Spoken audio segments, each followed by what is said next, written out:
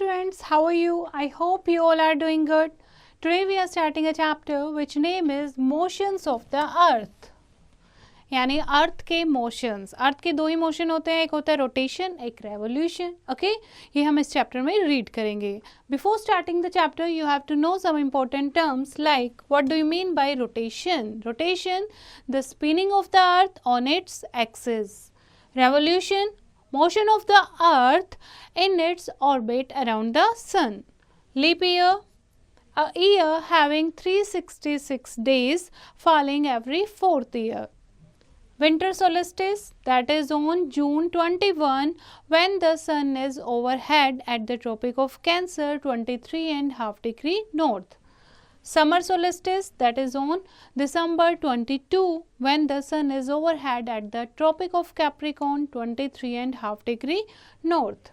Equinox, on March 21 and September 23 when the days and nights are equal throughout the world.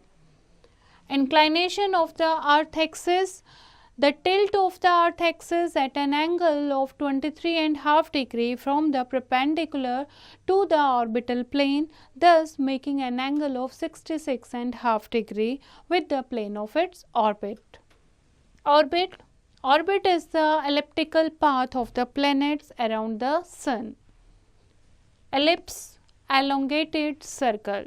Now, as you know, all the planets of the solar system that move on their axis around the sun. The earth has two motions. One is rotation on its axis and second is revolution on its orbit around the sun. These motions of the earth have far reaching effects which are as follows. अब क्या इनके effect होते हैं वो detail में हम motions के बारे में पढ़ेंगे. Rotation of the earth. As you know, the earth is slightly inclined on its axis and in fact it is tilted at an angle of 23.5 degree from the perpendicular of its orbital plane. In other words, we can say the earth makes an angle of 66.5 degree with its plane. It spins on its axis like a toy top from west to east. It makes one complete rotation on its axis in about 24 hours. तो अपने axis पर ये क्या करती है, spin करती है from west to east direction. और एक रोटेशन को कंप्लीट करने में कितना टाइम लगता है, about 24 hours. Okay, so this is diurnal motion of the earth causes a day and night. तो ये जो मोशन है 24 डेज का जो रोटेशन है ये कॉज करता है day and night. Every morning we see in the sun rising in the east in the morning, reaching high in the sky at midnight and setting in the west in the evening. This makes one feel that the sun is moving while the earth is fixed. लेकिन अर्थ जो है वो move कर रही होती है reality में around the सन. सन जो है that is on the fixed position. We can better understand this phenomena with an example of a moving train. When the train moves, we see trees, electrical poles, building moving opposite direction. But train जो है वो move कर रही होती है, बाकी जो सारी चीज़ें हैं वो स्टेशनरी होती है. सेम ऐसा हमें लगता है कि हमारा जो सन है वो मूव कर रहा है, लेकिन it is actually the earth which is rotating around the sun. Okay, now next है डे एंड नाइट. अब आपको पता लगा कि रोटेशन से आपके क्या बनते हैं, डे एंड नाइट बनते हैं. जो फेस जो है सन की तरफ होगा वहाँ डे होगा और दूसरी तरफ क्या होगा, अपोजिट तरफ नाइट होगी. As we know that the earth has no light of its own. It is illuminated by the light of the sun. The earth, being spherical in shape, does not get the light of the sun on all its parts at the same.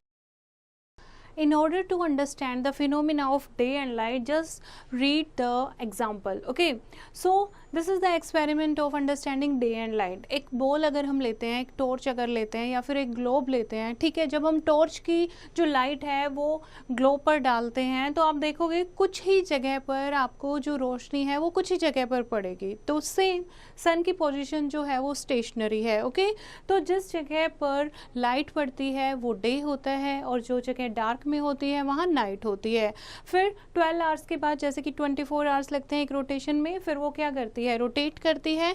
तो इस तरीके से जो जो जगह है, इस तरीके से मॉर्निंग होती है, शाम होती है, डे होती है और नाइट होती है। तो जो पार्ट अर्थ का सन की तरफ होता है, सन को फेस करता है, वहाँ डे होता है, और दूसरा पार्ट क्या होती है आपकी, नाइट होती है। Okay, so this is the example of rotation. Rotation से हमारे क्या बनते हैं, डे एंड नाइट बनते हैं। The part of the earth that faces the sun is illuminated and experiences the day, while the part away from the sun remains in dark and has night. Okay, now here is an interesting fact. On various planets the length of the day varies according to the speed of the planet rotation. planets की जो speed होती है rotation की, उस पर depend करता है the length of the day. जैसे कि अर्थ पर 12 आवर का डे होता है, 12 आवर की नाइट होती है। ठीक है, इस तरीके से हम सोचते हैं, equal day and equal night. Mercury has a day equal to 59 earth days because it takes almost 2 months to spin around. इसीलिए 59 डेज का वहाँ क्या होता है, 59 अर्थ डेज का डे होता है। ठीक है,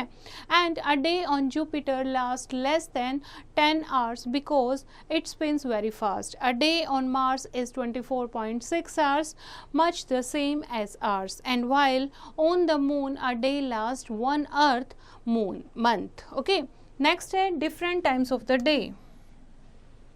Sun rays are slanting in the morning and evening. The slanting rays fall on a large area of the earth's surface and hence there is lesser heat during these timing. अब शाम के time पर या सुबह के time पर देखोगे तो सन की रेज कैसी होती है, स्लैंटिंग होती है. अब स्लैंटिंग सन रेज जो हैं वो ज़्यादा जगह पर स्प्रेड होती हैं, इसीलिए इस टाइम पर हीट क्या होती है, कम होती है. क्योंकि एक जगह पर जब जैसे दोपहर में क्या होता है, सन हमारे ओवरहेड होता है तो एक ही जगह पर वो फोकस करता है, तो इसीलिए हीट क्या होती है, ज़्यादा होती है. जब सन की रेज स्लैंटिंग होती हैं, वो ज़्यादा एरिया को कवर करती हैं, तो हीट उसमें कम होती है. At midday the sun rays are almost vertical falling on the smaller area and thus give out more heat. Now different status, different stages of a day हम read करते हैं. dawn.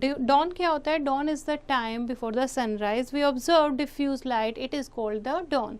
सनराइज से पहले आप देखोगे orange colour का sky हो जाता है, ठीक है, डिफ्यूज लाइट हमें दिखाई देती है, तो वो कौन सा टाइम होता है, डॉन का टाइम होता है. उसके बाद आपकी क्या होती है, सनराइज होती है, सूरज निकल आता है at the east horizon with slanting rays. उसके बाद नून का टाइम होता है. The sun continues to climb up in the sky with its rays falling almost vertically at noon. Sunset का टाइम होता है. In the afternoon the sun appear to descend to the west horizon and then finally set. आपको लगेगा सन जो है वो waste की तरफ जाने लगा है और finally it sets. That is the time of sunset. उसके बाद सनसेट से लेकर मिडनाइट तक के बीच का जो टाइम होता है वो क्या होता है, सनसेट का टाइम होता है, जब आपका थोड़ा सा अंधेरा जो है वो शुरू होने लग जाता है. डिफ्यूज लाइट का जो टाइम होता है शाम का, मॉर्निंग का डिफ्यूज लाइट का टाइम जो होता है उसको डॉन कहते हैं, DAWN, और शाम का जो डिफ्यूज लाइट का टाइम होता है after sunset that is called dusk. उसके बाद होती है midnight. When the earlier illuminated part of the earth moves farthest from the sun it experiences midnight. Had there been no rotation of the earth there would have been permanent daylight in half part of the earth facing the sun, permanent night in the other half part. अगर rotation नहीं होगी अर्थ की तो क्या होगा, permanently जो अर्थ जो है, अर्थ का जो पार्ट सन को फेस करेगा वहाँ हमेशा डे ही रहेगा और दूसरा पार्ट हमेशा नाइट ही रहेगा. There would have been no sunrise, noon और sunset either, और ना ही इनमें से कोई फिनोमिना होगा. नाउ नेक्स्ट है revolution of the earth. Second motion है revolution of the earth. Revolution होता है जब अर्थ जो है सन के चारों तरफ क्या करती है, रिवोल्व करती है. The earth simultaneously rotate on its axis and revolves around the sun west to east. It completes one revolution in about 365 days and 6 hours, जिसको 1 ईयर भी कहते हैं. ठीक है, 365 डेज जो है, उसके बाद 6 आवर्स जो है वो 4 साल में आपके क्या बन जाते हैं, एक डे ऐड हो जाता है फरवरी में, जिस ईयर में फरवरी में 29 डेज होते हैं, उस ईयर को कहते हैं लीप ईयर, यानी कि उस साल में कितने डेज होते हैं total 366 days. The extra days added in the month of February which has 29 days in a leap year. A leap year is divisible by 4. The year 2016 is a leap year, so the next would be 2020, उसके बाद next will be 2024. Okay, तो ये क्या होते हैं हमारे leap year होते हैं. The revolution of the earth and the inclination of its axis have two effect. Revolution से क्या होता है, varying and different lengths of days and nights, जो डे और नाइट में जो ड्यूरेशन का जो डिफरेंस है that cause because of the revolution. And second cycle of seasons, जो सीजन्स आते हैं हमारे summer, autumn, rainy season, winter season, ये भी because of the revolution of the earth he possible हो पाते हैं. Okay, now first you have to know interesting fact. The planets of the solar system have different length of the year. Mercury जो है उसका shortest year of है just 88 days. ठीक है, Pluto का longest है 249, जैसे हमारे अर्थ का क्या है 366 days, and the planet 249 earth years. Okay, so the planet with the year closest to the earth length is Venus, जिसका है 225. Okay, next हम इसको अच्छे से डिटेल में पढ़ते हैं कि रेवोल्यूशन से हमारी वेरिएशन आती है डे और नाइट में, कैसे आती है और सीजन्स कैसे बनते हैं. As the earth is tilted on its axis during the revolution around the sun, the poles are also tilted toward the sun, turn by turn. एक बार नॉर्थ पोल सन की तरफ टिल्ट होगा, एक बार साउथ पोल टिल्ट होगा. ठीक है, for 6 months when the northern hemisphere faces the sun, जो north pole है, ठीक है, वहाँ पर आपका क्या होगा, ज़्यादा सनलाइट रिसीव होगी. North pole receive perpetual daylight during the time while the south pole remain dark. As a result, the days are longer in the northern hemisphere while the nights are shorter. और दूसरी तरफ क्या होगा, southern hemisphere जब tilted होगा सन की तरफ, other half of the year it experiences longer days and shorter nights. इसीलिए on June 21, the sun shines vertically on Tropic of Cancer. As we move away from the equator, the length of the day increases toward the North Pole. In fact, the region beyond the Arctic Circle receives continuous daylight for 24 hours. Therefore, this region is called the land of the midnight sun. ठीक है, क्यों, क्योंकि वहाँ 24 घंटे आपका north pole पर उस time पर क्या होता है, कॉन्टिन्यूस डे लाइट आपकी रिसीव होती है, इसीलिए उनको land of the midnight sun कहा जाता है. At the north pole there is continuous daylight though dim for full 6 months. At this time the length of the day increases with latitude in the southern hemisphere. और दूसरी तरफ क्या होगा, पूरे 6 महीने तक अंधेरा रहेगा. This situation mentioned earlier reverse on December 22. अब क्या होगा, ट्रॉपिक ऑफ कैप्रिकॉर्न पर सन की डायरेक्ट रेज जो है वो फॉल आउट होंगी. As a result days become longer and night shorter with increasing latitude in the southern hemisphere. At this time days जो है वो शॉर्टर होंगे और नाइट्स हैं वो लॉन्गर होंगी नॉर्दर्न हेमिस्फीयर में. ड्यूरिंग द इक्विनॉक्स यानी 21 मार्च एंड सितंबर 23, इन 2 दिन क्या होता है, इक्विनॉक्स, सन जो है वो ओवरहेड होता है इक्वेटर पर, यानी इक्वल डे होते हैं और इक्वल नाइट होती है all over the world. Okay, तो इस तरीके से जो रेवोल्यूशन है उसके कारण जो डे और नाइट की वेरिएशन है वो होती है. सेकंड है साइकिल ऑफ सीजन. सीजन जो होते हैं हमारे वो भी बिकॉज ऑफ रेवोल्यूशन होते हैं. जैसे फर्स्ट है summer solstice. On June 21 the sun shines vertically over the tropic of cancer. जून 21 को ट्रॉपिक ऑफ कैंसर पर सन जो है वो शाइन करता है. ठीक है, ये आपका summer solstice. And now the northern hemisphere is tilted toward the sun. अब नॉर्दर्न हेमिस्फीयर जो है वो सन की तरफ टिल्टेड है, तो सनलाइट जो है वो मैक्सिमम आपकी नॉर्दर्न हेमिस्फीयर में अवेलेबल होती है. It is called summer solstice. It is summer time in the northern hemisphere. और सर्दन में यहाँ पर कौन सा होगा आपका, ठीक है, नॉर्थ में समर होगी तो सर्दर्न पार्ट में क्या होगी, विंटर होगी इस टाइम पे. ठीक है, उसके बाद आता है विंटर सोलिस्टिस.